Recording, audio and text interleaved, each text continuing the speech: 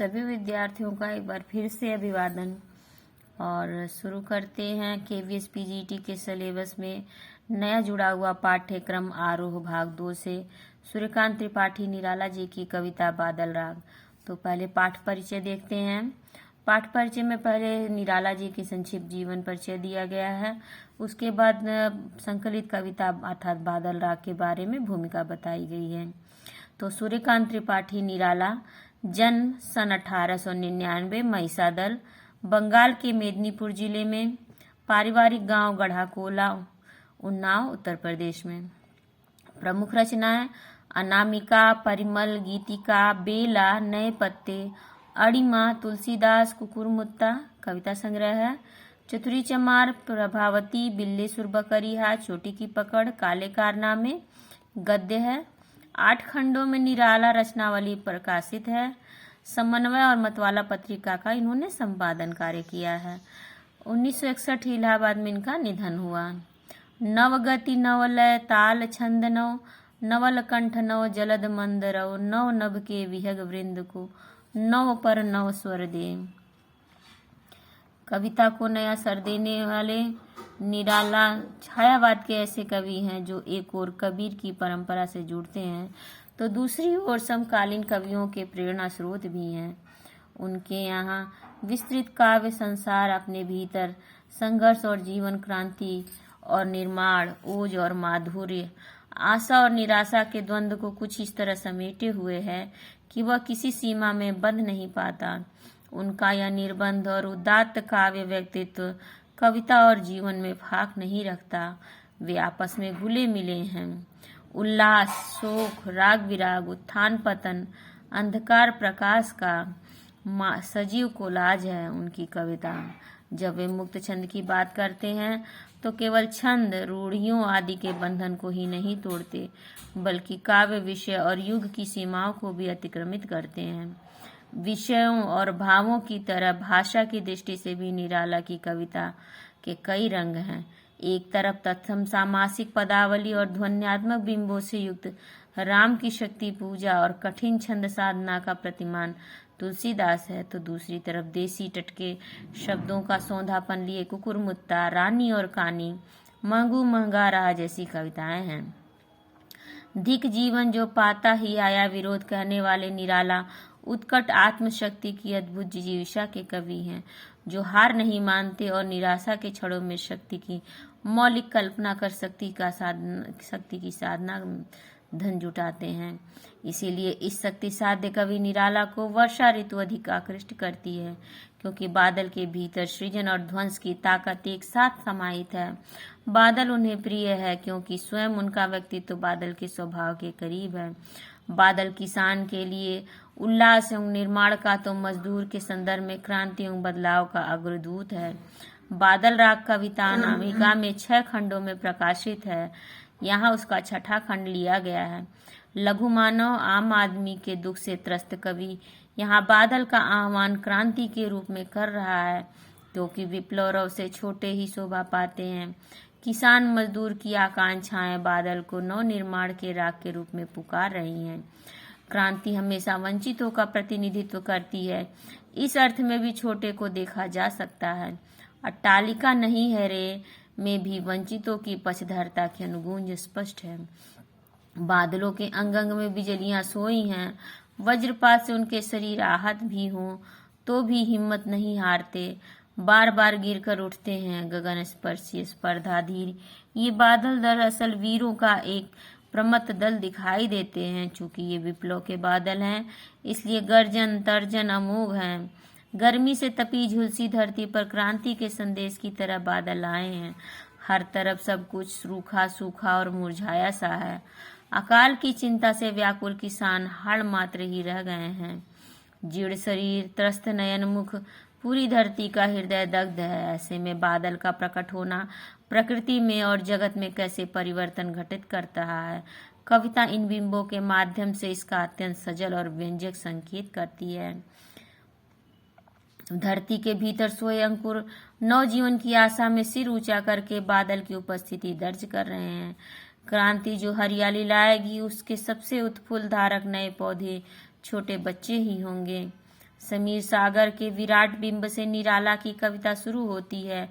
यह इकलौता बिंब इतना विराट और व्यंजक है कि निराला का पूरा काव्य व्यक्तित्व इसमें उमड़ता घुमड़ता दिखाई देता है।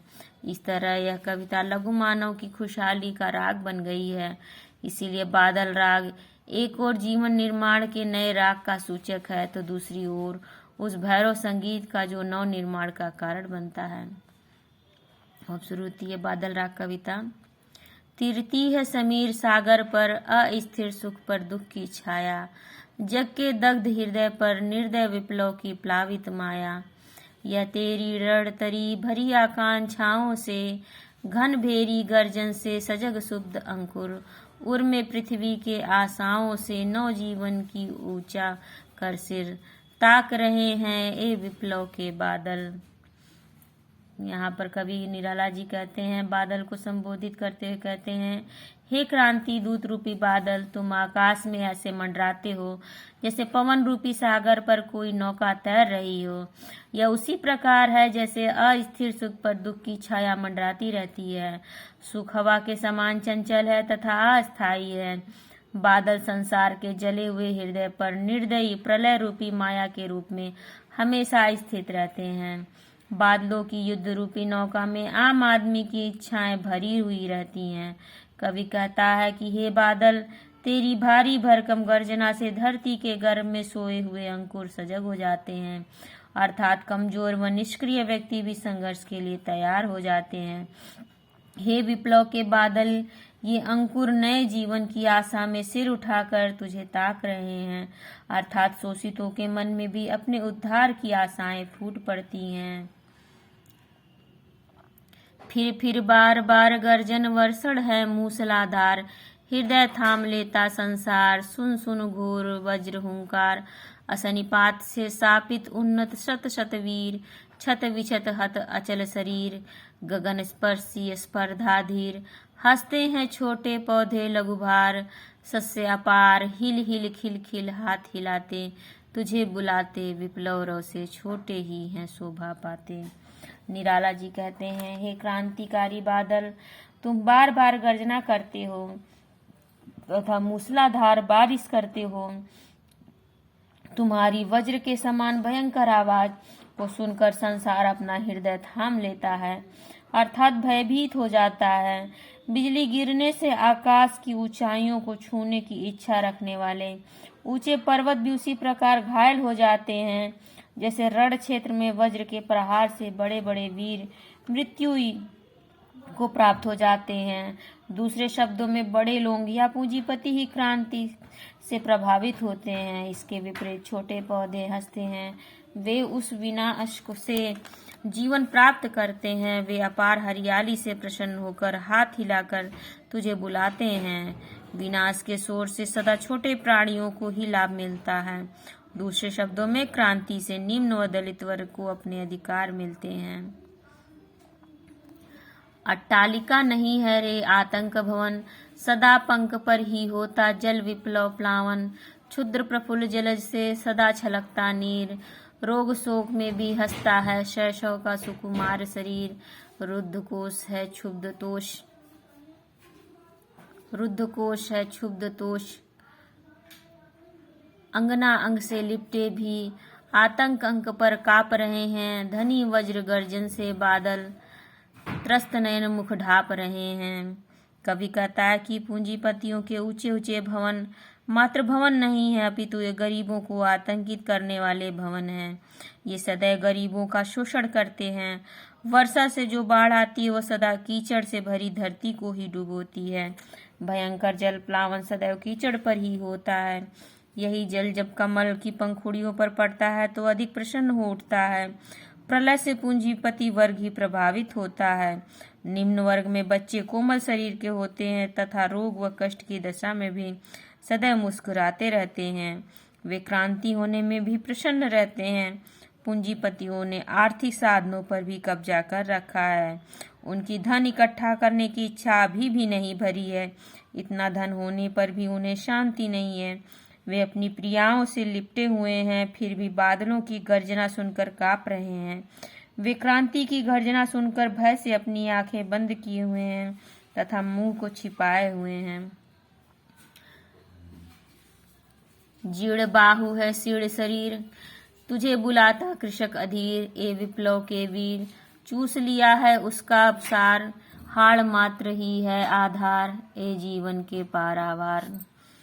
कवि कहता है, हे विप्लव के वीर, शोषण के कारण किसान की बाहें शक्तिहीन हो गई हैं, उसका शरीर कमजोर हो गया है, वह शोषण को खत्म करने के लिए अधीर होकर तुझको बुला रहा है। शोषकों ने उसकी जीवन शक्ति छीन ली है, उसका सार तत्व चूस लिया है, अब वह हड्डियों का ढांचा मात्र रह गया है। हे जीवन दाता, तुम बरस कर किसान की गरीबी दूर करो, क्रांति करके शोषण को समाप्त करो। तो खत्म होती है कविता। और ये देख लेते हैं कुछ पाठ में दिया हुआ कठिन शब्द दिया हुआ है। रुद्ध का अर्थ होता है रुका हुआ, क्षुब्ध अर्थात अशांत, क्रुद्ध, अंक का होता मतलब होता है हृदय, शीढ़ मतलब छीड़ करना, सब लोग कहना अंक लगाना मतलब हृदय से लगाना, शीढ़ मतलब छीड़, कृषक अर्थात किसान, विप्लव अर्थात क्रांति या बाढ़, दग्ध का अर्थ है तप्त, तपा हुआ, रणतरी युद्ध की नौका, प्लावित मतलब बहा दिया गया, भेरी बड़ा ढोल, सुप्त सोया हुआ, असनिपात मतलब वज्रपात, छत विछत, लहूलुहान बुरी तरह से घायल, हत मतलब घायल मारा हुआ, शस्य मतलब हरा। अब देखते हैं परीक्षा उपयोगी कुछ महत्वपूर्ण बिंदु। सूर्यकांत त्रिपाठी निराला जी का जन्म 21 फरवरी 1899 में महिषादल बंगाल के मेदिनीपुर जिले में हुआ। इनकी मृत्यु 15 अक्टूबर 1967 में इलाहाबाद में हुई। इनके पिता का नाम पंडित राम सहाय तिवारी था, जो महिषादल रियासत में नौकरी करते थे। इनकी पत्नी का नाम मनोहरा देवी था और इनका बचपन का नाम सूर्य कुमार था। इनकी पुत्री का नाम सरोज था, जिसका 19 वर्ष की आयु में निधन हो गया। अपनी पुत्री सरोज की स्मृति में इन्होंने सरोज स्मृति की रचना की, जो हिंदी साहित्य का सबसे प्रसिद्ध शोक गीत है। निराला जी को हिंदी साहित्य में मुक्त छंद का प्रणेता भी माना जाता है। इनकी प्रथम हिंदी रचना जूही की कली है, जो मुक्त छंद में रची गई प्रथम रचना है, परंतु आचार्य महावीर प्रसाद द्विवेदी ने इसे सरस्वती पत्रिका में छापने से मना कर दिया था। तो ये प्रश्न परीक्षा में आता है। कुछ आलोचकों ने मुक्त छंद को रबड़ छंद या केंचुआ छंद कहकर इनका मजाक भी उड़ाया था। निराला जी ने कवित्व छंद को हिंदी का जातीय छंद कहा है। निराला जी ने परिमल की भूमिका में लिखा है, मनुष्यों की मुक्ति की तरह कविता की भी मुक्ति होती है। निराला कृत सरोज स्मृति को हिंदी का सर्वश्रेष्ठ तथा प्रथम शोक गीत माना जाता है। निराला कृत राम की शक्ति पूजा महाकाव्य का उपजीव्य काव्य बंगला ग्रंथ कृतिवासी रामायण है। ये प्रश्न भी परीक्षा में आते हैं। निराला कृत तुलसीदास 101 छंदों में रचित एक खंड काव्य है। आचार्य शुक्ल के अनुसार बहुवस्तु स्पर्शिनी प्रतिभा निराला जी में है। निराला जी की प्रथम काव्य संग्रह अनामिका है तथा प्रथम कविता जूही की कली है 1916 में। निराला कृत अंतिम काव्य संग्रह सांध्य काकली है तथा अंतिम कविता है पत्रोत्कंठित जीवन का विष बुझा हुआ है। निराला जी के अनुवाद हैं आनंद मठ, कपाल कुंडला, चंद्रशेखर, दुर्गेश नंदिनी, रजनी और देवी चौधरानी। निराला जी के काव्य संग्रह हैं अनामिका, परिमल, गीतिका, अनामिका द्वितीय, कुकुरमुत्ता, अड़िमा, बेला, नए पत्ते, अर्चना, आराधना, गीतगुंज, सांध्य काकली, अपरा, दो शरण, राग विराग। निराला की लंबी कविताएं हैं राम की शक्ति पूजा, सरोज स्मृति, बादल राग और तुलसीदास। निराला के गद्य संग्रह हैं बिल्ले सुर बकरिया, और कुल्ली भाट। निराला के कहानी संग्रह हैं लिली, देवी, सुकुल की बीबी, चतुरी चमार। निराला के निबंध संग्रह हैं प्रबंध परिचय, बंग भाषा का उच्चारण, रविंद्र कविता कानन, प्रबंध प्रतिभा, चाबुक, चयन, संग्रह, प्रबंध पद्य। निराला के उपन्यास हैं अप्सरा, अलका, प्रभावती, निरुपमा, चमेली, चोटी की पकड़, इंदुलेखा, काले कारनामे। इन्होंने समन्वय पत्र और मतवाला पत्रिका का संपादन किया है। निराला जी छायावाद के 4 स्तंभों में से एक हैं। छायावाद के 4 स्तंभ हैं प्रसाद, पंत, निराला और महादेवी। निराला जी को छायावाद का महज भी कहा जाता है। निराला जी बादल राग कविता। निराला जी की अब वस्तुनिष्ठ प्रश्न शुरू हो गए यहाँ से। निराला जी की बादल राग कविता किस काव्य संग्रह में संकलित है? तो निराला जी की बादल राग कविता अनामिका से संकलित है। बादल राग कविता का कौन सा भाग या खंड पाठ्य पुस्तक में संकलित है? तो पहला, तीसरा, छठा या चौथा? तो छठा भाग संकलित है, छठा खंड।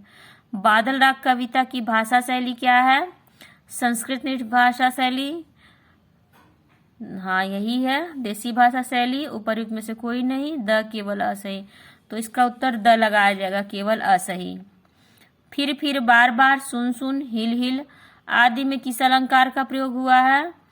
क्या अद्भुत अलंकार, समासोक्ति, वक्रोक्ति या पुनरुक्ति प्रकाश? तो ये सारे शब्द 2 बार आए हैं, ये पुनरुक्ति प्रकाश है। समीर सागर में अलंकार है समासोक्ति, रूपक, उत्प्रेक्षा या कोई नहीं? तो समीर सागर में रूपक अलंकार है। बादल राग कविता में कौन सा रस है? शांत रस, अद्भुत रस, श्रृंगार रस या वीर रस? तो बादल राग कविता में वीर रस है। बादल राग में बादल किसका प्रतीक है? शांति का, बारिश का, क्रांति का प्रतीक या शोक का? तो बादल राग में बादल क्रांति का प्रतीक है। अस्थिर सुख पर दुख की छाया पंक्ति का क्या अर्थ है? सुख पर हमेशा दुख की छाया बनी रहती है। दुख की छाया के कारण सुख अस्थिर होता है। जिस प्रकार वायु अस्थिर है, बादल अस्थायी है, उसी प्रकार मानव जीवन में सुख अस्थिर होते हैं तथा दुख अस्थायी होते हैं। उपर्युक्त में से कोई नहीं, तो इसका उत्तर सही होगा। अस्थिर सुख पर दुख की छाया पंक्ति का अर्थ है जिस प्रकार वायु अस्थिर है, बादल अस्थायी हैं, उसी प्रकार मानव जीवन में सुख अस्थिर होते हैं तथा दुख अस्थायी होते हैं। पंख और अट्टालिका किसके प्रतीक हैं? कीचड़ और अटारी के, कमल और महल के। पंख आम आदमी का तथा अट्टालिका शोषक पूंजीपतियों का। जी सही है इसका उत्तर। पंख आम आदमी का और अट्टालिका शोषक पूंजीपतियों का। बादल राग काव्य में कौन कौन से अलंकार हैं? अनुप्रास, मानवीयकरण, पुनरुक्ति प्रकाश, द सभी। तो उपर्युक्त सभी अलंकार हैं। विप्लव के वीर किसे कहा गया है? आकाश को, बादल को, पवन को, अट्टालिका को। तो विप्लव के वीर बादल को कहा गया है। बादल राग में कवि ने किसकी दुर्दशा का वर्णन किया है? पूंजीपतियों का, सर्वहारा वर्ग का, महिलाओं का या किसानों का? तो किसानों की दुर्दशा का वर्णन किया है। जीवन के पारावार किसे कहा गया है? बादल को, भूमि को, कृषक को या पूंजीपति को? तो जीवन के पारावार बादल को कहा गया है। शोक में भी हंसता है में कौन सा अलंकार है? शोक में भी हंसना विरोधाभास अलंकार है। तो खत्म होती है वीडियो। उम्मीद आप लोगों को पसंद आएगी और परीक्षा की दृष्टि से बहुत ही महत्वपूर्ण उपयोगी से सिद्ध होगी। तो चैनल को जरूर लाइक, शेयर और सब्सक्राइब जरूर करें। धन्यवाद।